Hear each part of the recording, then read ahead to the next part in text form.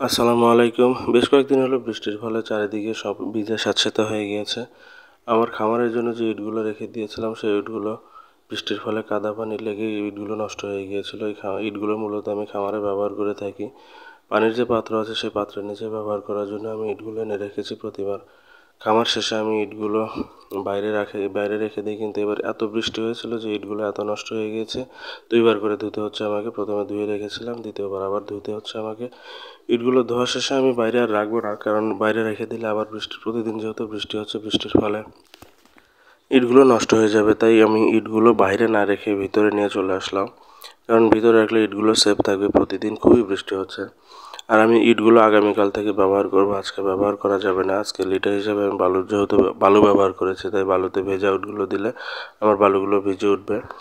খাদ্যের বড় বড় পাত্র আমি বাইরে রেখেছিলাম ইটের মতো, এগুলো নষ্ট হয়ে গিয়েছে, কাদা পানি লেগে এগুলো বেহাল দশা হয়ে গিয়েছিল। এগুলো পরিষ্কার করতে নিতে হচ্ছে, কারণ আগামীকাল থেকে পানির পাত্রের সাথে সাথে খাদ্যের পাত্রগুলো আমি পাল্টিয়ে দেব। ছোট পাত্রে খাদ্য রাখলে সারা রাত যায় না, তাই আমি আগামীকাল থেকে বড় পাত্র ব্যবহার করব ইনশাল্লাহ।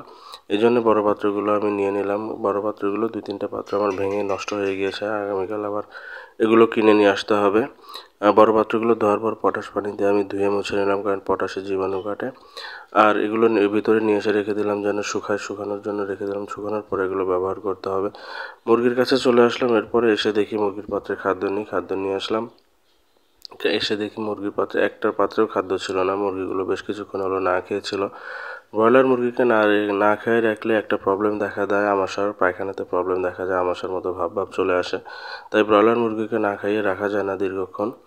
অন্যান্য মুরগির ক্ষেত্রে, দেশি মুরগি, সোনালি বা অন্যান্য মুরগির ক্ষেত্রে এরকম হয় না। ওদের 2-4 ঘন্টা 5 ঘন্টা না খাইয়ে রাখলে ওদের খুব একটা প্রভাব পড়ে না, কিন্তু ব্রয়লার মুরগির ক্ষেত্রে ব্যাপারটা আসলে অন্যরকম হয়ে যায়। এদের ক্ষেত্রে এদের পাত্রে সবসময় খাদ্য রাখতে হয়। এরা না খাইয়ে থাকলে এদের পায়খানাতে প্রচুর সমস্যা হয়, এবং পায়খানার সমস্যা থেকে অন্যান্য সমস্যা দেখা যায়। আমার মুরগির মোটামুটি আজকে বয়স হয়ে গেল 12 দিন। তো আজকে বিকেলে আমি মুরগির ওজন মাপ করব, ওজন মাপ করে FCR বের করব, দেখব 12 দিন অনুপাতে আমার মুরগি কতটুকু খাদ্য খেয়ে কতটুকু ওজন আসলো।